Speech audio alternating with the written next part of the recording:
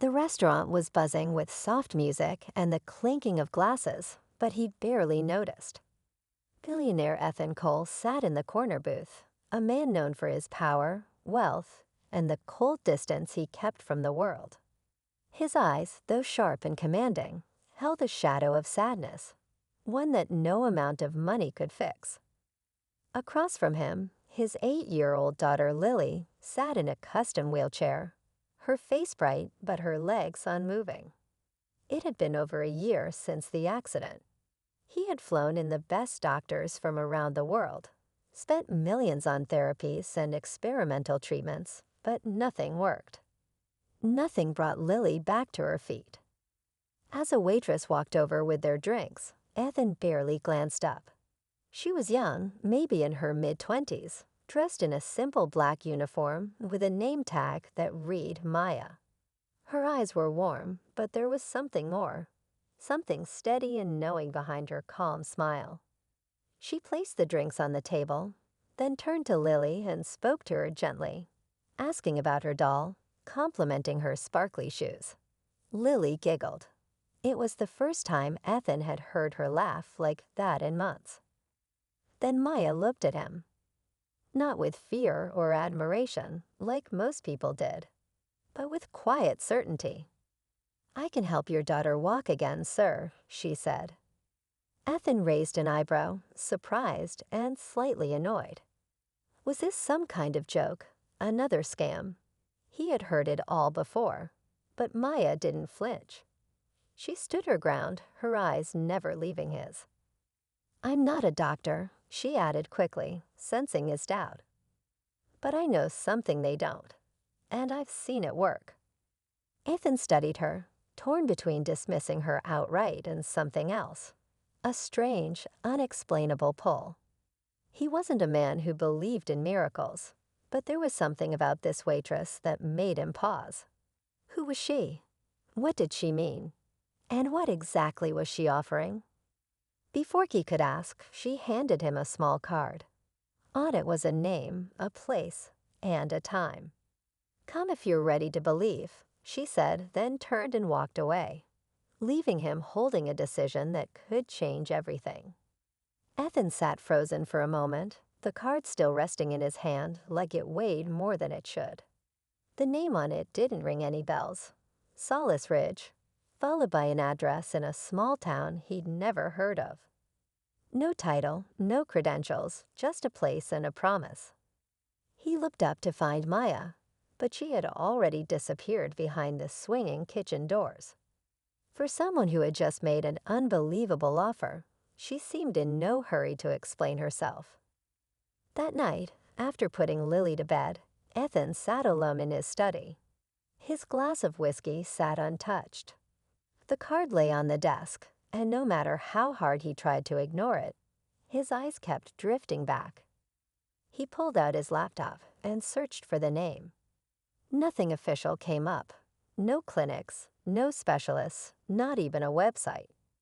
Just a few vague mentions on old forums and message boards. People talking about a place where people find what they lost or walk again when all hope is gone. It sounded more like a legend than reality. Still, something about Maya's eyes haunted him. She had spoken with such certainty, like she wasn't trying to convince him, just telling him the truth. And Lily, her laughter earlier had stirred something in him. A crack in the wall he'd built around his heart. He would do anything for her. Had already done everything. But what if there was still one thing left he hadn't tried? He didn't sleep much that night. His mind kept circling back to the same questions. Who was Maya? How could a waitress working in a quiet city diner know something that world-class doctors didn't? And what exactly was at Solace Ridge? The next morning, he returned to the restaurant, but she wasn't there. The manager told him there was no waitress named Maya on staff. Not now, not ever. He even showed Ethan the staff list, and her name wasn't on it. That shook him. Had he imagined the whole thing? No, Lily remembered her too. She was nice, Daddy, she said. She said my legs would dance again. He clutched the card in his hand, the paper now slightly worn from his grip. Something was happening, something strange and unexplainable. But for the first time in months, he felt something stir inside him. Not belief. Not yet. But maybe a reason to hope. Ethan didn't speak about Maya to anyone after that. Not his assistant, not his security team, not even Lily. Something told him this wasn't something he could explain or protect with money. For the next few days, he juggled meetings and calls, but his mind kept drifting. The card sat in his wallet, always close, like it was waiting. By the fourth day, he gave in. He canceled his entire week, packed a small bag, and told his driver to prepare for a road trip. Lily's nurse protested. His assistant was confused. But Ethan didn't offer an explanation. He simply told them, "We're going somewhere new." The drive to Solace Ridge was long, winding through old highways and smaller towns that time seemed to forget. Lily stared out the window, humming softly. Ethan kept glancing at the address Maya had given him. There was no GPS signal out here, no road signs, just the directions she'd scribbled on the back of the card. As they turned down a dirt path lined with crooked trees, a strange stillness settled in the air, like the world was holding its breath. At the end of the path stood an old white house. Not a hospital, not a clinic. Just a house with ivy crawling up the walls and wind chimes tinkling in the breeze. An elderly man opened the door before they even knocked, like he'd been expecting them. "You're late," he said, a hint of a smile playing on his lips. "But you made it. That's what counts." Ethan hesitated. "Who are you?" "Call me Samuel. I take care of this place. Maya told me you might come." Maya again. Who asterisk was asterisk she? How did she know this man, this house, and what exactly was going on here? Inside, the house was filled with soft light and strange symbols carved into the wood. It didn't feel threatening, just different. There were photos on the walls, dozens of them. People standing tall, smiling, arms raised, legs moving. One picture stopped Ethan cold. A young boy, maybe 10, grinning proudly with crutches by his side. And standing next to him was Maya. Samuel noticed. That boy hadn't walked in 3 years. Maya found him too. Ethan's heart pounded. This place, this woman, this mystery, it was bigger than he thought. But what scared him more was the question now forming in his mind. What if Maya didn't just find people? What if she was searching for something, or someone? Through them, Ethan couldn't shake the feeling that he'd crossed into a different world, one that didn't follow the rules he was used to. He had built empires, crushed competitors, and solved problems with speed and precision. But here, inside this strange house in Solace Ridge, none of that mattered. The walls whispered with old stories, the air felt thick with memories, and time seemed to slow down. Samuel led them to a quiet room in the back of the house. It had no machines, no wires, just a wooden floor, a single window, and a small woven rug in the center. "This is where the work begins," he said, looking at Lily with a softness in his eyes. Ethan followed his gaze, his chest tightening. Lily, as always, was calm, curious even. She wasn't afraid. Maybe she couldn't feel the tension crawling up his spine. Or maybe she trusted something he couldn't see. They stayed in the house for days. Samuel taught them breathing techniques, simple rituals, and shared strange old tales about healing, not just of the body, but of the spirit. At first, Ethan resisted. It felt like a waste of time. He wanted answers, science, results. But slowly, something shifted. Lily's cheeks began to glow again. She laughed more. She asked questions. And she started moving. Not walking, not yet, but small movements. Her legs twitched in ways they hadn't in months. One night, Ethan stood alone in the hallway, staring at a faded photo of Maya. She looked different, younger, but her eyes, they were exactly the same. Clear, steady, almost too knowing. He turned as Samuel approached. "You still don't believe, do you?" Samuel asked. "I don't know what to believe," Ethan admitted. "Why us? Why now?" Samuel paused. "Because Maya chooses those who are ready. Not to be fixed, but to change." The words rattled inside him. Ready for what? Later that night, Lily woke up screaming. Her legs were jerking violently, her voice trembling with fear and pain. Ethan rushed to her side, panicked, but Samuel didn't flinch. He placed his hand on her forehead and whispered something Ethan couldn't understand. "She's almost there," Samuel said calmly. "But the body resists when the soul is about to shift." Ethan didn't know what that meant, but he could feel it. Something was coming. Something big. Something final. And Maya, wherever she was watching. The next morning, Lily was quiet. Too quiet. Her usual cheerfulness was gone, replaced by a strange stillness in her eyes. She didn't smile. She barely responded when Ethan spoke to her. Samuel said it was part of the process, that healing sometimes demanded silence. But Ethan wasn't convinced. He knew his daughter better than anyone, and something felt off. He tried to shake the feeling, but the worry pressed down harder with every passing hour. Later that day, while Lily rested, Ethan explored the house again, searching for anything that might give him more answers. In the attic, tucked beneath a dusty blanket, he found an old trunk. Inside were dozens of letters, journal pages, and photos, all connected to people who had come through this place. Some were success stories, others weren't. One letter stopped him cold. It was addressed to Maya, in handwriting that felt oddly familiar. As he read it, his blood ran cold. It was from his late wife.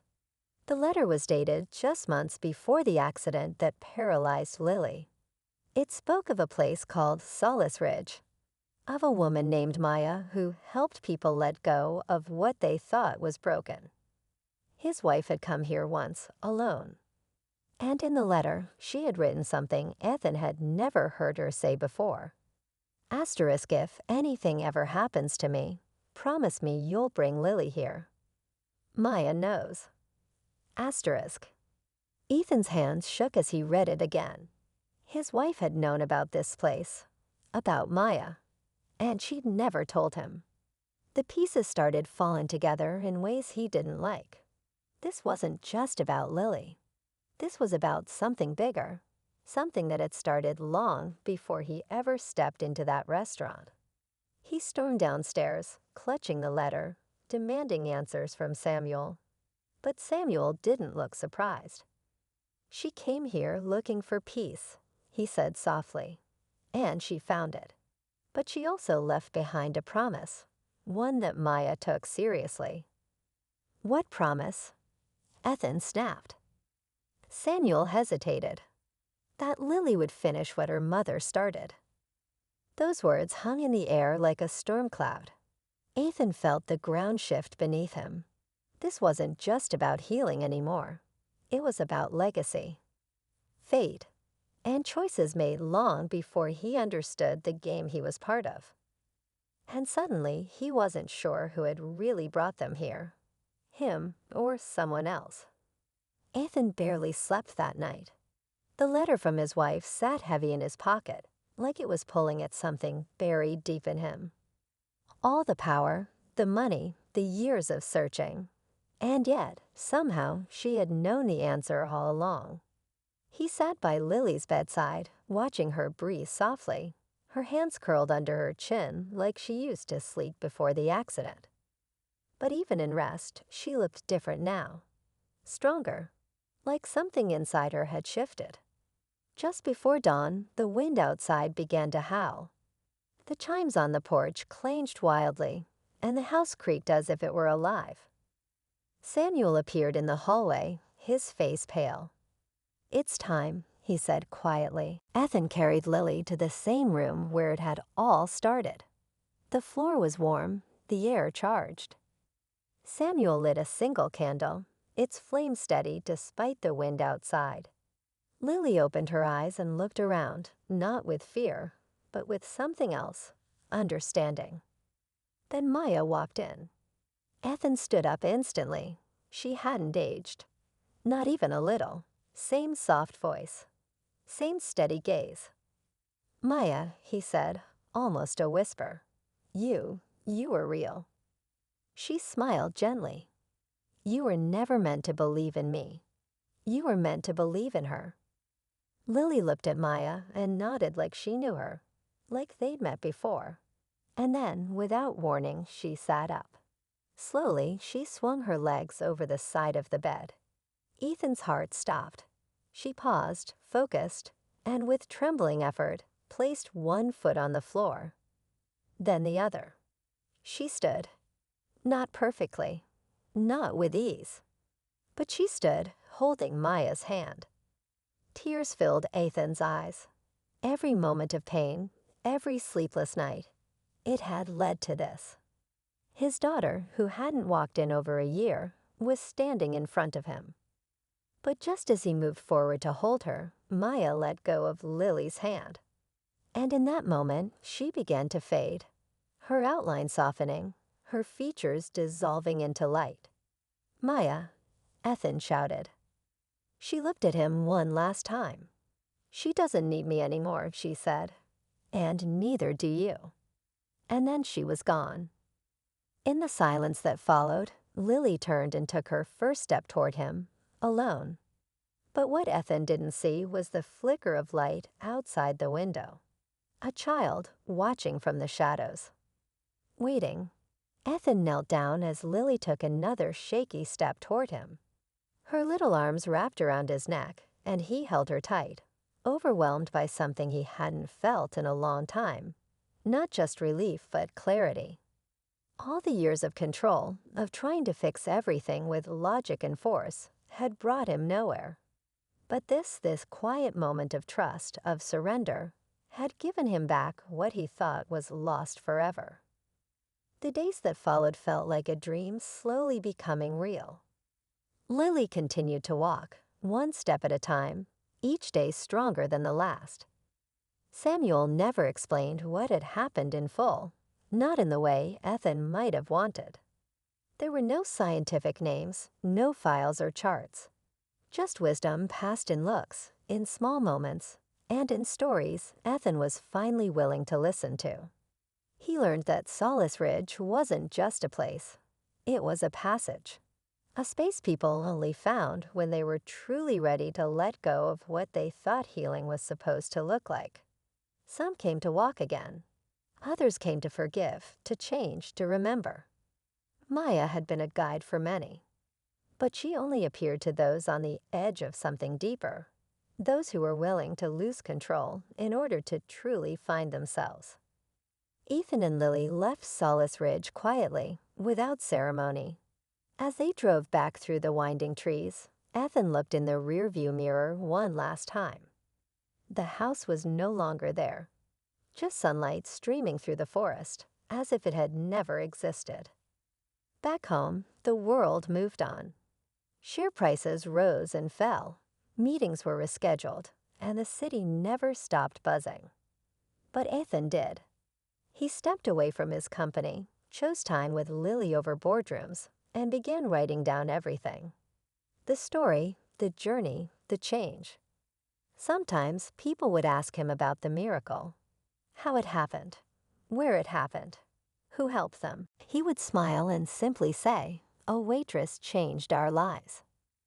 And though the world would never know Maya the way he did, Ethan knew her story wasn't finished. Because somewhere out there, in a quiet diner or forgotten town, another person was about to reach their edge. And she would be waiting.